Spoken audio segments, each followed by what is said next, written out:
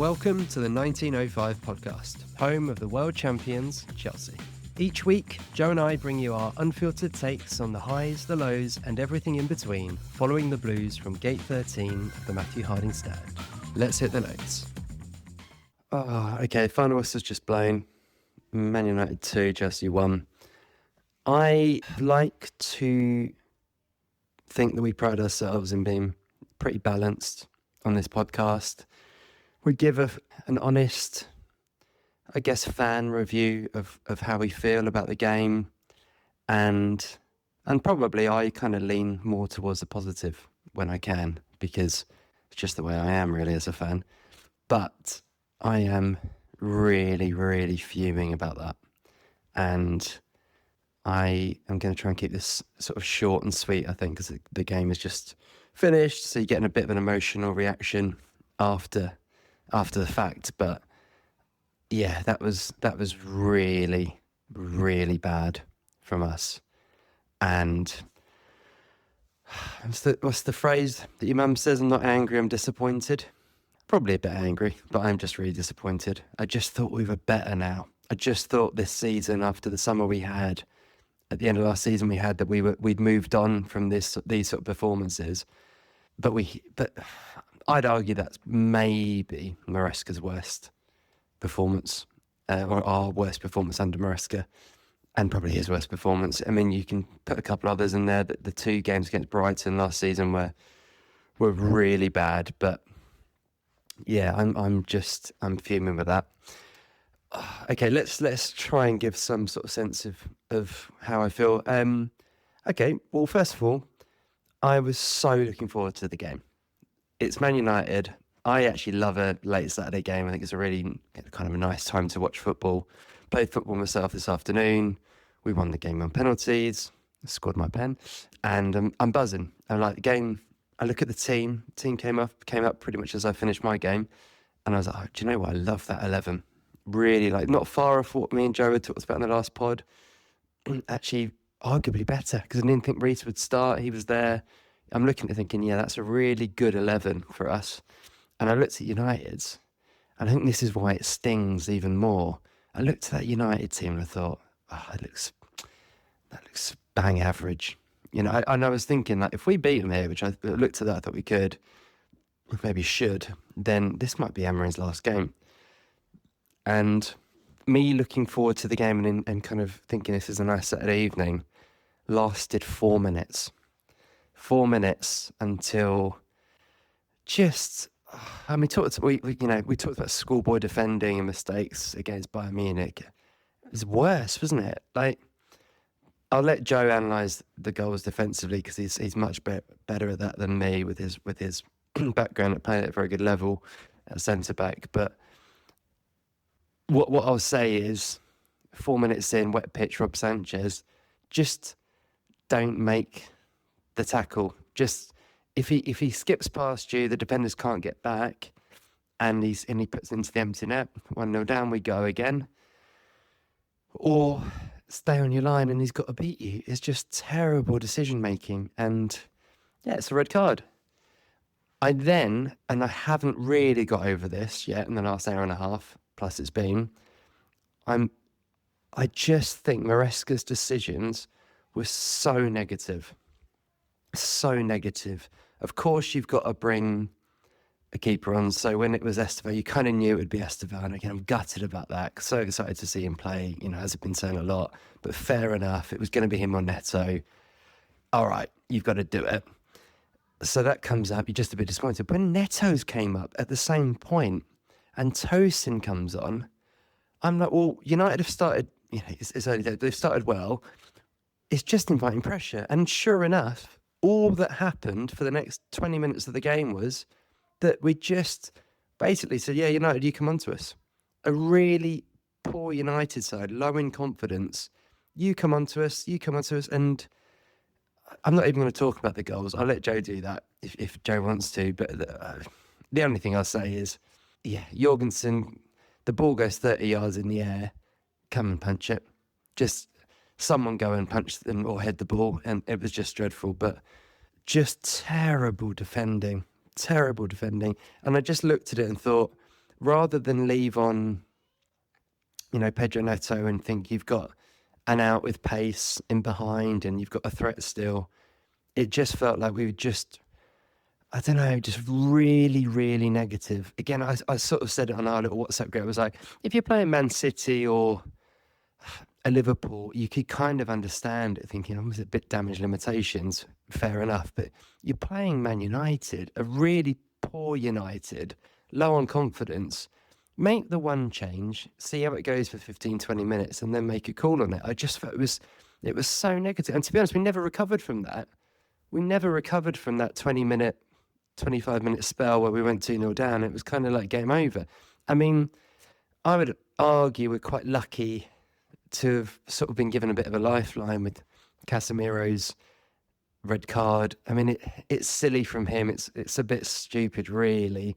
It's given the referee a decision to make and it's gone our way. I'd say that it was harsh, but it kind of just gave us a little bit of a lifeline. But to us, we didn't really use it. We got a good goal from Trev, and that was it. I'm looking at the second half thinking, right, half time, what are we going to do? Is it Garnacho? Is it Mark Gui? Is it both of them at some point? Does he wait till 60 minutes and go, right, these two come on? You kind of knew Fofana wouldn't play the 90, fair enough. So you're thinking, right, we're going to have a proper go. Garnacho is going to give you something at Old Trafford. I said before the game I'd have started him, just thinking he's going to, but you're thinking that sort of game, he's going to give us a bit of a live wire when the game's going nowhere. And the subs come up. He does make a double change, but it isn't Mark Gui. It's not Garnacho. It's Tyreek George, who should be playing at Fulham now, if that deal hadn't broken down. And I'm not having a go at Tyreek. He's a good player, but he's not getting you out of a 2-0 defeat at Old Trafford. It felt like a really big, and it was Gusto. I mean, Cucurella might have been injured, might have been tired, whatever, so maybe that's a little bit different. But bringing on Tyreek George over Garnacho or Gittins or Mark Gui, sorry, but any three of them just felt insane. Like, he's clearly not planned to be at the club. I just couldn't understand that. And I thought that Maresca, almost to a point, got every decision in my mind wrong today. And we have just lost yet again to United, or yet again not won at United. And I think that is as bad a United team as we have played in that period. It was, honestly, it was embarrassing. And then what kind of disappointed me most of all, I think, is you get back in the game with Trev Chalobah. There's 10 minutes to go, pretty much with the injury time. 7 minutes added on. We didn't lay a glove on them. We didn't even get a shot on goal. And you could see it, like the crowd are nervous. It's like everything you're kind of thinking, they're sort of thinking, oh God, not again. And it could have been like, if he doesn't win this now, Emery's in big trouble. But we didn't even have a go. And I just, honestly, as you can tell, I'm just so disappointed, And I think I'll end it now because I know this sort of things can be a tough listen, to be fair. And it's, it's part of the podcast that, when we do these kind of live immediate reaction ones, sometimes they are probably a bit more emotional, good and bad, really. If we win, it's when we won against Fulham at the end of last season with Tyreek George and with Neto, it was brilliant. I was so happy, and you get a really emotional reaction that way. This one is just pure disappointment, but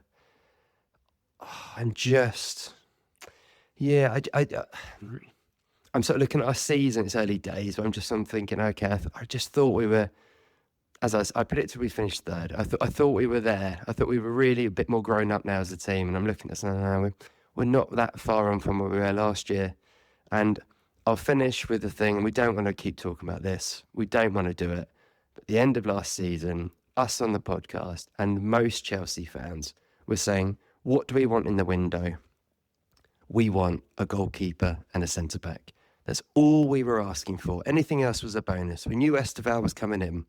We knew that Andre Santos was coming back. And all we wanted was a top goalkeeper and a centre-back. And you look at a game like today and you think, yes, that is why we wanted those two things. I'll leave it there.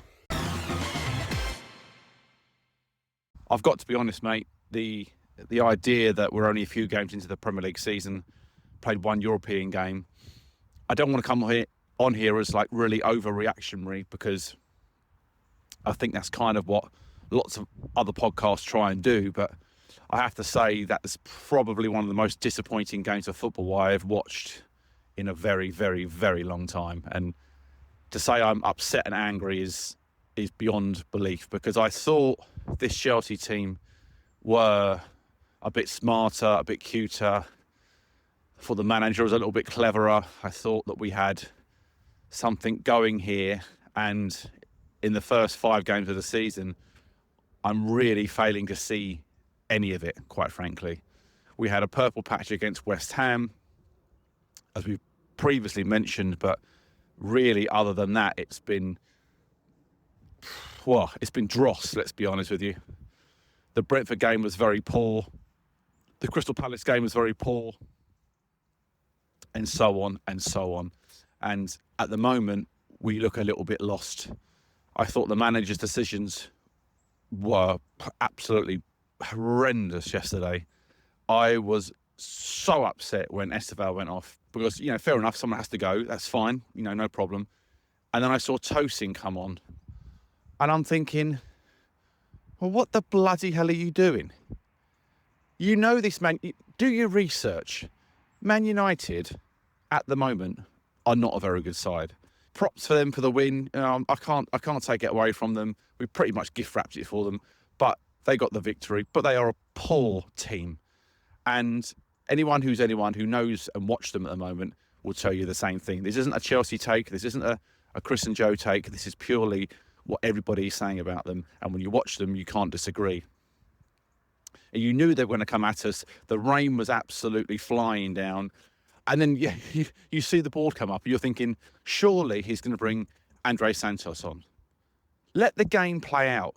Let the game go. Why the rash decision to bring on Tosin at that stage was absolutely beyond me. And then, in my mind, I'm thinking, we'll stick with Reece. We've got Fofana, Chalobah, Cucurella, and then we'll just hack that midfield out. Enzo, Caicedo and Santos, and leave Pedro Neto and João Pedro to do a lot of the work.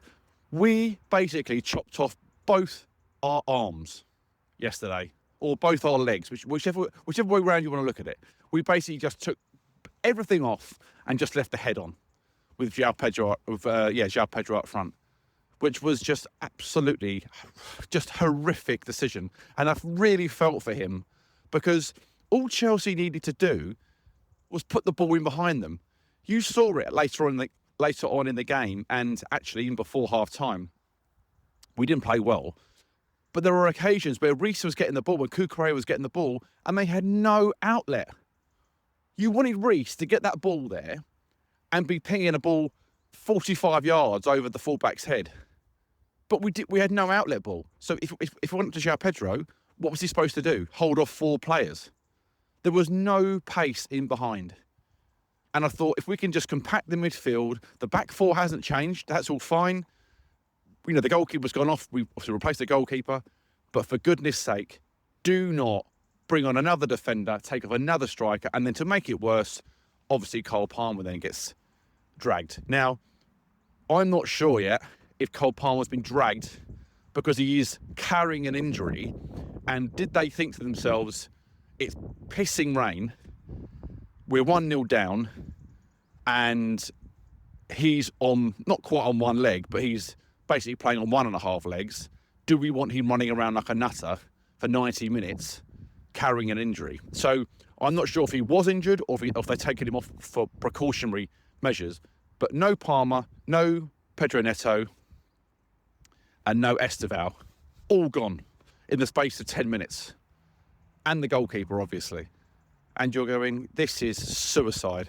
It was football suicide. And I'm so pissed at how we handled that. And it just smacked or such a rookie thing to do. Was he trying to be too clever? I just don't know. But I tell you what it did smack of, a little bit of what Pep used to do. The big game, tries to play that formation or put those players in. You go, what's he doing? And ends up getting found out. That's what Maresca did yesterday. There was no reason to bring on another centre-half. And what did it do? It just created confusion because we don't play with a back three. And you saw from them balls that were getting pumped into the box. I mean, I'll come to that second goal in a minute because that's going to really wind me up. But the idea that we thought we could just somehow win that game with João Pedro up front with a back four of your Man United is absolutely criminal. And obviously, if Casemiro doesn't get sent off, not that they're a very good team, but you could have easily gone and got done 4 there. And you're thinking, wow, this is as bad as it gets, quite frankly. Because you're showing no growth here. You're showing absolutely no growth. People that have defended you, and I'm talking to you, Maresca, people that have defended you and said, I actually think you've got a little bit about you here. You're playing into everybody's hands. People like Jamie Carragher and those types of people that keep saying that are you winning the transfer market or do you want to win the league title type of a thing. You're just playing into their fucking hands. And I'm sorry, you let yourself down yesterday big time. That was a massive, massive error. And you could all say all make mistakes, but you kept compounding it. Mistake, mistake, mistake. And I'm sorry, if you were going to do anything, personally, Enzo should have been the one to have been dragged because that was not the game for him. It was not the game for him. In a weird way, I'd have liked to have seen Enzo come off and left Estevao and Pedro Neto on. That's what I would have done. And put Sanchez on in the midfield. Something else had to be done to do what he did after 4 fucking minutes and bring on all them defenders and then at the end of the game brings Gusto on. You're thinking, you've got Garnacho sitting there. You're losing. If you lose 3-1 or 2-1, what does it matter? Absolutely disgusting. I'm sorry. That was as bad as it gets. And yeah, the more I was thinking about it, I've been working this morning very early and kind of just been thinking all the way around, what am I going to say about this game? Because I'm just so hats off with what I've seen yesterday. And then we have to go and play Lincoln in the Cup on Tuesday night. And my brain's just like, I don't care. I couldn't care less. We've messed up the Brentford game. We've messed up the Bayern Munich game. And now we've messed up the Man United game. So in the space of a week, you've gone from, actually, we're in quite a good position in the league. The Champions League, okay, it's only 1 game, but, let's go there and put a bit of a statement performance in. And then we then go to Man United, a team that we haven't beaten in 10 years at Old Trafford, as we've already said. And we put in a performance like that. Just beggars belief that, we are still capable of putting in these types of performances. I just thought when we beat Liverpool last year, albeit with a slightly weakened team, we picked up the 3 points against Man United later on, didn't play very well, but we won that game. We had to go to Forest on the last day of the season and win to kind of qualify for Europe. I thought, this team might be growing a bit. And then you get to the Club World Cup and they had some great performances there, obviously beating PSG in the final, which was an incredible game, an incredible result. You thought, they're really growing up, this team. And what happens? They go and start the season a bit like this. And even though you could argue that it's only 1 defeat in the league and there'll be people saying, well, come on, doesn't really matter. They haven't played well yet. They've drawn 2 games. We've had a fairly, on paper, I know football's not played on paper, but a fairly easy run at the start of this season. And now you're looking at other games going, have we got the bottle to go and beat Liverpool? Have we got the bottle to go and beat Arsenal? At this stage of the season, I'm saying absolutely no way. Not with this back four and this goalkeeper. Not a chance. Morning after the night before. And yeah, I wouldn't say I feel any better, to be fair, today. Just watched the highlights back, just to put myself through the misery one more time. And yeah, the Sanchez decision-making is actually worse when you watch it back, isn't it? It's kind of even worse than I remembered at the time. Just let him score. Just let him get past you, see if the players can come back. Slippy pitch, 1-0 down. after 5 minutes with 10 men is a much better situation than we left ourselves in. Just crazy. Obviously, we'll talk more about Maresca and his decision making. I think he panicked. Probably showed a little bit of his inexperience, if we're being honest. Got to remember, I mean, it's only his third full season, isn't it? Really, as a manager in England, at least. And yeah, I think he showed a bit of his sort of naivety there, and he panicked. I think he panicked with the changes, making that double change. So much we could continue to talk about. I thought a funny one is that after about when the second half started, and it was like 55, 60 minutes in, and obviously the rain was still pelting down, and the pitch was getting really sticky. I did actually go online and look at what the Premier League rules were about if the game would get abandoned. Does it carry on at 2-0? Do you start the game from scratch? And I was like, oh, you start the game from scratch. It would have to be replayed from 0-0, 11v11. So suddenly I was like praying for rain, and it bloody stopped. So yeah, that was gutting. That became my biggest hope, basically, in the second half, that the rain would get us out of it. Because the game at Blackburn, if you didn't know that, it had been abandoned earlier in the day, and Old Trafford famously doesn't drain very well. So I thought that could be our best chance out of this, but it wasn't to be. Press conference with Maresca, I thought was a bit meh, really, a bit boring in terms of his reaction. The one comment he made that got my goat was the explanation for Garnacho not coming on, because Garnacho, by all accounts, was being ready to come on, and Fofana said he was knackered, so he had to come on instead, and I think that was why they decided to bring Gusto on. That's what Maresca said. You're losing the game. Like, what's the difference if we get done 4-1 versus 2-1? Like, just have a go. Just go, right, lads, we're going to have to play with a back three then for the last 10 minutes. Like, let's just go for it.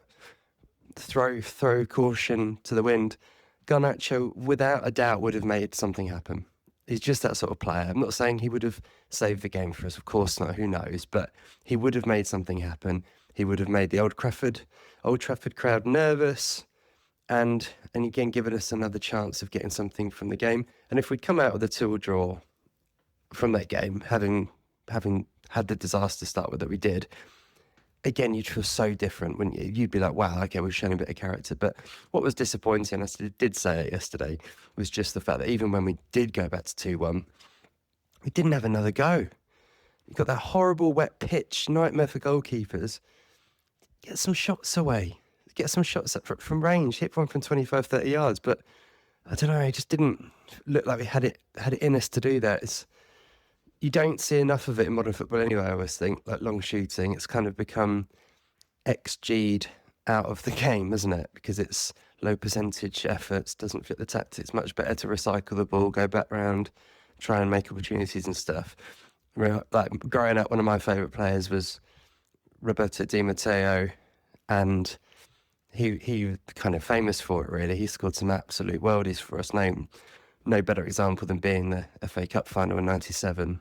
But it's that sort of thing. Obviously, then Lampard is my all-time favourite player for exactly that reason.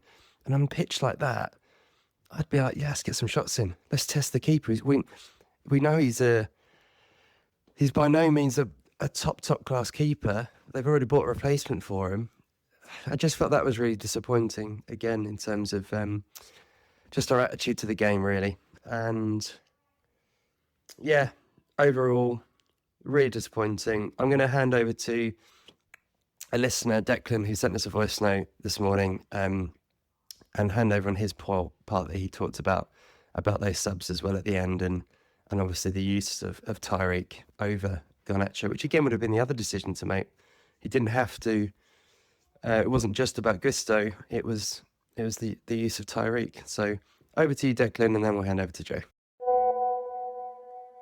I think if you wanted any metaphor for want of a better phrase, of where we are. It's that we're 2-0 down at United in a wildly open game in the second half, and we've had all the ball and made all the chances. And he looks at the bench and you've got a shithouse Garnacho who would have been licking his lips at the chance to inflict some damage on Amarin and come on at a ground he knows well and actually run at players. And fundamentally, he is the better player between him and Tyrant George. And instead we bring on Tyrant George, the academy boy, who, much as I like him, I was there at Fulham, when he scored the goal. I always have that in my heart. He's not good enough. And we'll try to sell him to Fulham on the final day. And I think if you ever wanted a metaphor for where we are now, it's that. It's nearly there, but not quite at the top table. So, disappointing, cathartic, chastening, whatever words you want to use, but onwards and upwards. Hey, it's Chris here with a really quick message. Check us out on Instagram at 1905podcast. You'll find video clips, photos, and much more about everything we discuss on the show. Plus, it's a great way to get in touch to tell us your thoughts, share your feedback, or just say hi. Follow us on Instagram at 1905podcast. And now, back to the show. The most common misconception in football sometimes is if you bring more defenders on, you're going to somehow make that back line more secure. No goals are going to go past you. You'll keep nice and robust. But in a scenario like yesterday, when it was raining like nails down at Old Trafford for about 15 minutes, you couldn't see your hand in front of your face. All it did was create panic. And you saw, with the goals that we conceded, what happened? Nobody took responsibility. You saw it from the second goal, for example, where that lofted ball goes up in the air. You're thinking, Jorgensen, come and claim that. Easy pickings. Let's move on. No, he didn't fancy it. Ball goes up in the air again. I forget who was under it now, but there was a few Chelsea players looking at it going, well, you do it, you do it, you do it. And then Luke Shaw comes running in from absolutely nowhere and heads the ball. And obviously it goes to Casemiro, who just nods it in unmarked to the back post. What you basically do when you play in a back four and you've got two centre-backs is you know your role and you know your zone. You plug more centre-backs in there, it's almost like, oh, is that your ball? Is that my ball? Oh, I'm not too sure. Oh, you better go for it. Oh, I won't go for it. And what happens is no one goes for it. And I've played in defences like this before where you kind of go, you're better off keeping to what you know, keeping to your tried and tested, because Maresca doesn't play with a back three. I know he kind of inverts with players and stuff like that, but generally speaking, it's a flat back four kind of thing out of possession. And I just thought that in itself was criminal. And the way we gave those two goals away through kind of, again, no one going towards the ball, no pressure on the ball, no one really wants to go up for a challenge, free ball, looping ball in the air, no one wants to go and head it away. It just was disgusting. And you're looking around, and what makes me laugh with Chelsea sometimes, this really gets my king goat badly, is they all look around at each other. But they do it after the goal's gone in.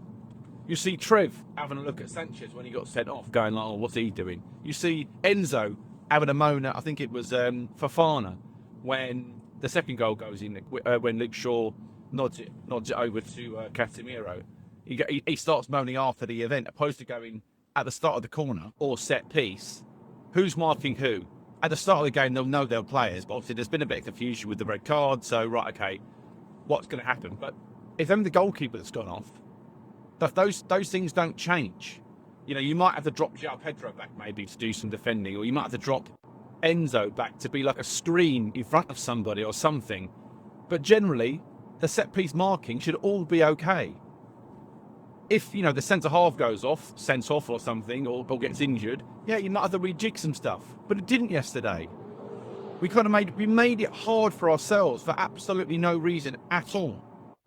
And what really annoyed me was when Maresca said in his press conference after the game, was that, the players are used to playing, 5 against 5, defence versus attack, etc. And I'm going, but the four players that you've got going forward are Santos, Caicedo, Enzo, and João Pedro. You know, take Reece out of it and stuff for the minute. That's the attack you're going with. Where's the flair? Where's the creativity? I'm not saying that Enzo couldn't, you know, somehow do a little Cruyff turn and put a cross in for somebody, but there's no one in the pissing box.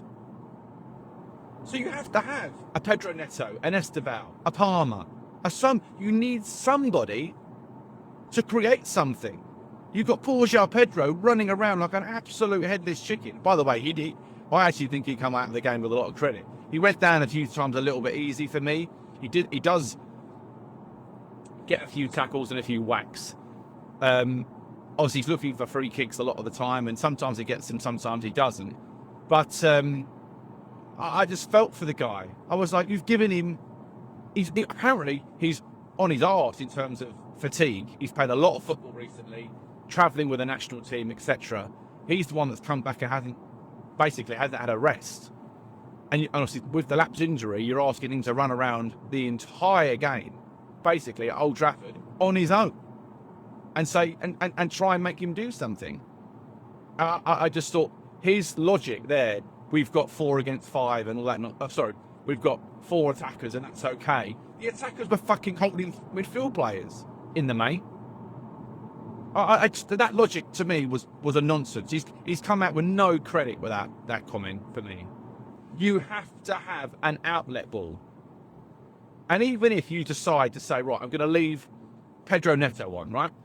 You let that guy run for 60 minutes. And if he's absolutely run his heart out for 60 minutes, you bring on Garnacho or Gittins. A time. This is where players have to show up and turn up. Now, Garnacho's not at fault because obviously he wasn't brought on. He can't bring himself on. But these players have been bought for millions of pounds. They're not kids. They need to come on and show what they're worth. And Gittins has not had the greatest start to the season. But what an opportunity to kind of go, do you know what? It's a bit of a free hit, this.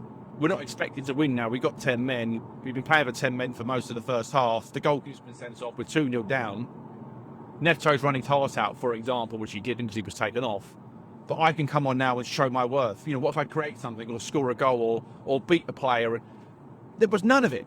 We were just doing it with central midfield players. And that's where he was totally wrong. And he can talk all he likes about that, but that is bullshit.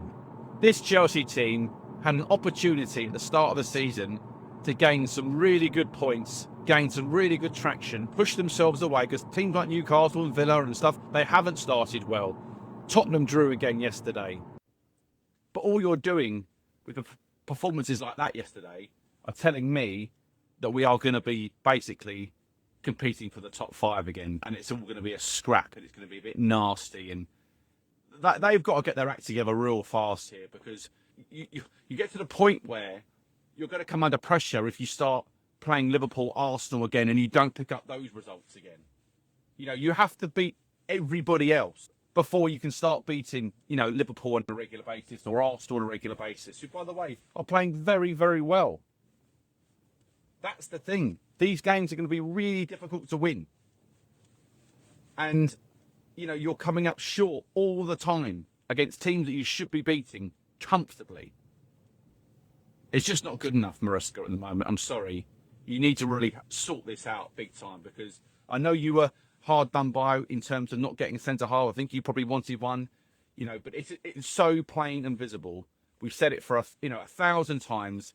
This team needs at least one centre-back, and for goodness sake, we need a goalkeeper.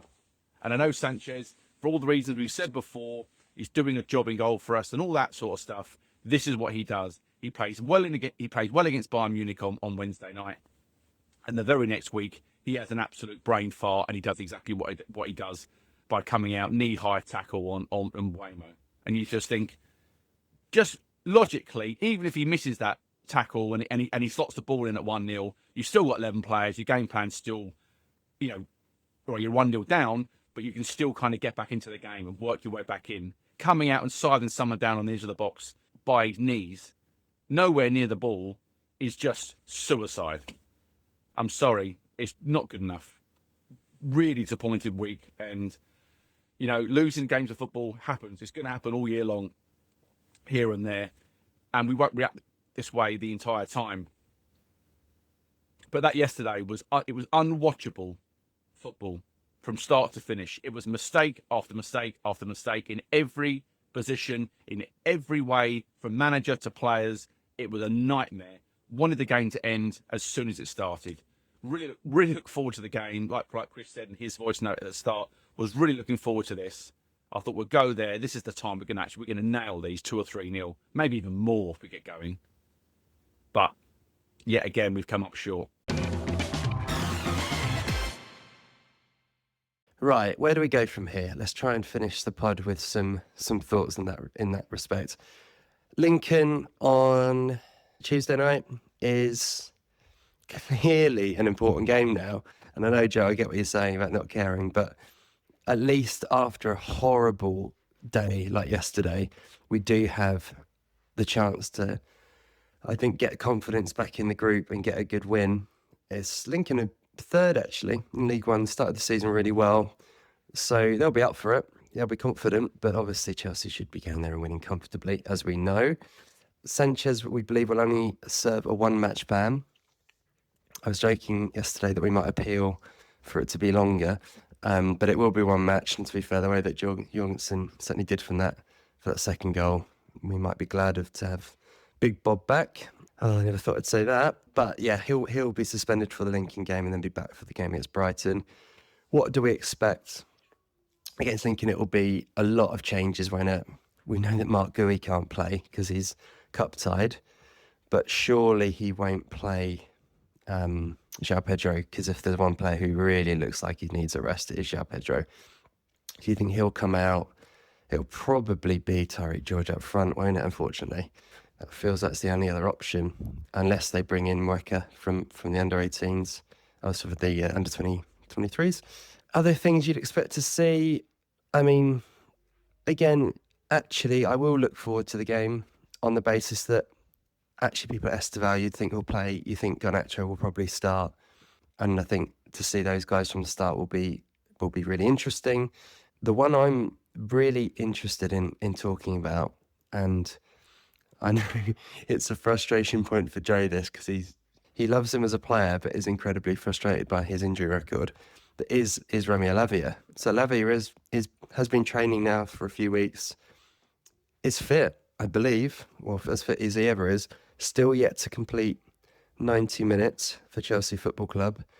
But I look at the way that we've played in the last 2 games, and those 2 tough away games, tough places to go at least, and think that's where, when we were looking really good, sort of first half of last season, and we often saw in those big games that we'd play with the 3 of them, wouldn't we, with Lavia, Enzo and Caicedo. And I look at him and think, where the defence looks vulnerable this season, the idea of having Lavia and Caicedo in together would, I think, give us a lot more protection. And he might be, if we can get him fit, he might be the key to improving that this season, is kind of my thought at the moment. Outside of that, it'll be 9 or 10 changes, won't it? It'll be, you think Achimpong will finally get another game, which would be good for him. I wonder if Badiashile's fit and might come in. So yeah, lots of interesting players. I don't actually mind the early rounds of the League Cup. I always find them, for that reason, they can be quite interesting to see where we're at with these sort of development players.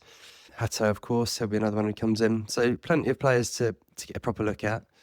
And then Brighton on Saturday, which we'll talk more about after the Lincoln game. We'll be back to react to the game in midweek and then look ahead to Brighton. But I think it's clear that it's really important that we get back on track quickly, because this is Chelsea Football Club. We know what the media circus is like around it. We know what can happen if you don't put a stop to these bad runs fairly quickly. And I think it's important for Maresca that Chelsea do. So yes, we'll be back, and I'm, as you'll have noticed, made a decision a couple of weeks ago that we should put the results in the title of the podcast. And since then, we've not won. So part of me is blaming myself really for this run of form. Just thought it would be easier for the listener to know which episode they're listening, it's exactly about. If we don't beat Lincoln, I can promise you now, I'm gonna stop doing that. So let's hope that when you get to listen to the Lincoln pod, it has the score at the start of it, because it means that we've won the game. Every little thing is going to be all right. I've got to believe that.